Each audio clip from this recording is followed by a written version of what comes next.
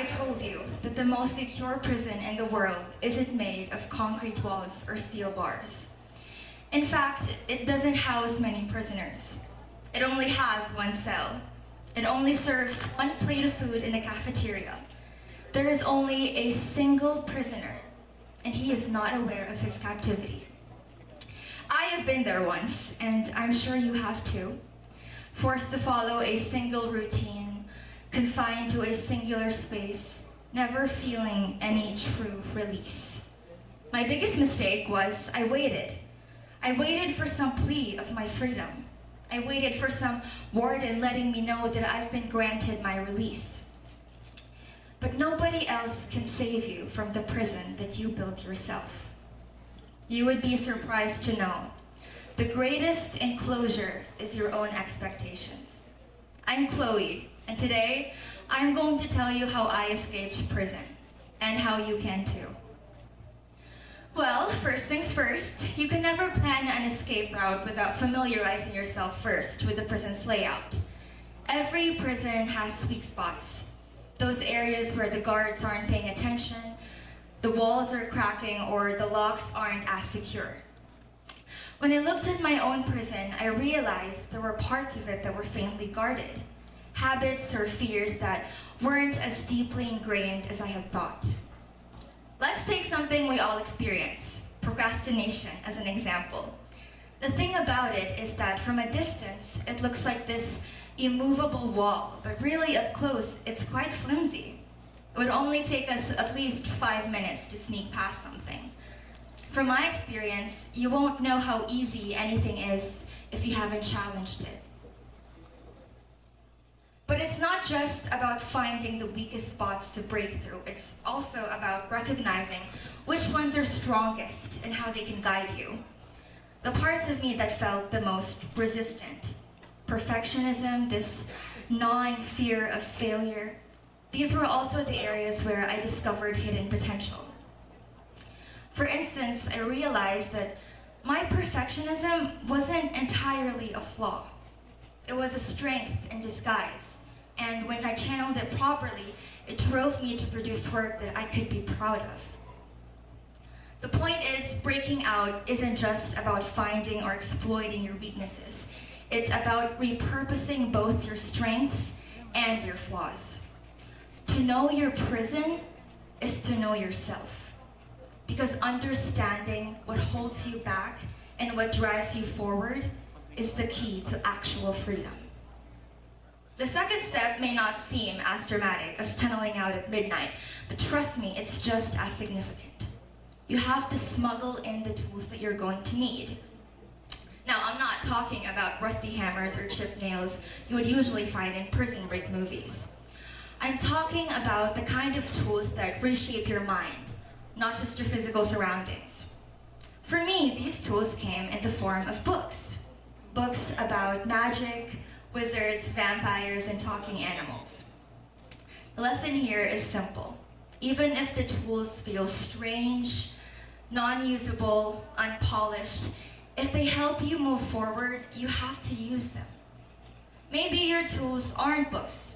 Maybe it's a podcast that speaks to you, or a mentor that guides you towards success, or a simple journal where you can unpack all your thoughts.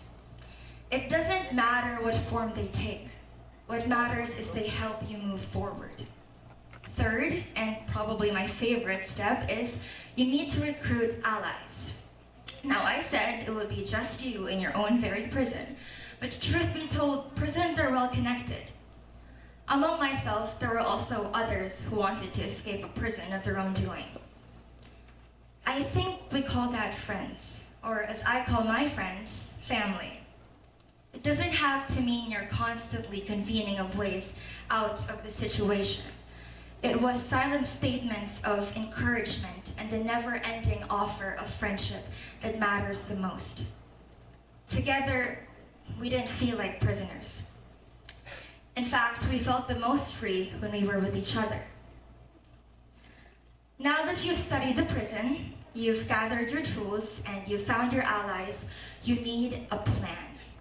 You've gone all this way, and there's nothing left to do but set your goals and make sure you follow in pursuit. But here's the catch. Your plan, it doesn't have to be perfect. Just like any escape plan, it's not about having everything mapped out to the smallest detail. It's about having a clear direction and taking consistent steps towards freedom. I have this idea that goal setting is about having everything perfectly strategized. Like every step had to be flawlessly executed. But soon I realized perfectionism is a myth. In fact, perfection is the perfect trap. It could hold you back from even starting to begin with. What I realized was it was about progress. It's about moving in the right direction, no matter how slow or pathetic your steps are. For the fifth and final step of this very climactic prison escape is you have to go for it. You've dug your tunnel, you've hit every tool you've used, and all that's left for you to do is to run towards the exit. I've had that moment in my own life, and I'm sure you have too.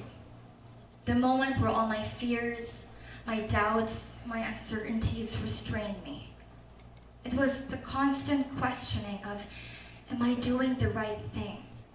Am I being a good person? Am I hurting anybody? And sometimes I didn't like my answers to those questions. It was scary and it didn't feel right. And everything for me had to feel 1,000% right before I went for it, but I had to take a risk. I always envisioned fear as this grim reaper, like it was signaling me something bad would happen. But it's not. If you feel fear, that means it's good. That means you want it. That means it matters to you. Fear is the greatest motivator. We have to avoid stumbling back into old routines now that we're planning a way out, so we do not find ourselves in the very same position we were in at the beginning of all this, in a prison cell, helpless and hopeless. We need to get rid of the old blueprint. Getting rid of the blueprint is like tearing up an old map that led you down the wrong path. Imagine your life as this elaborate map, and you're holding it up and you're realizing that it's riddled with detours and dead ends. You had no real destinations. But, I get it, that map is familiar. You can mourn it all you want, but the truth is, it's going to lead you nowhere, just like it did years ago. No matter how comfortable it is to follow old roads, you have to understand that it's not going to help you. The temptation to follow the same paths, they're strong. It's comfortable, predictable, and safe. But these old routines are like prison walls, trapping you in a cycle of familiarity that prevents growth. By throwing away the blueprint, you create the space to design a new map, one that isn't constrained by the past. Because I think we all have the power to chart our own course, to embrace new routines that align with who we really want to be and not who others want us to be. But again, I get it. That prison, it feels safe, like nobody could ever harm you. But if escape will induce this kind of fear from you, then you have to let it. Because there is nothing more scarier than staying in the same place your entire life. Every single one of us has the power to escape. And that prison, it's not real. In fact, every figment of that place is our own making.